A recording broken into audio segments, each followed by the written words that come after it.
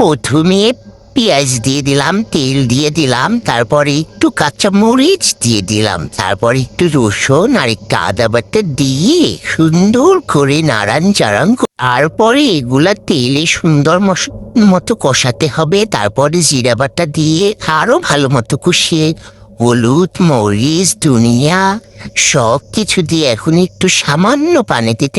তারপর এগুলাকে সুন্দর মতো কষিয়ে যখন তেলটা ছেড়ে দিবে তখন মাংসটা দিয়ে দিতে হবে। তারপরে ঢাকনা দিয়ে সুন্দর করে কষিয়ে নিতে হবে।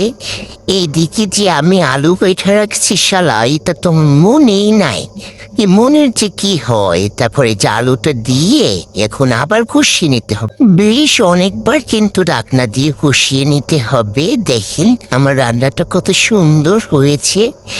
এই যে দেখছেন আমি কিন্তু অনেকবার ঢাকনা দিয়ে কষিয়ে নিয়েছি। এই ফাইনাল লুক।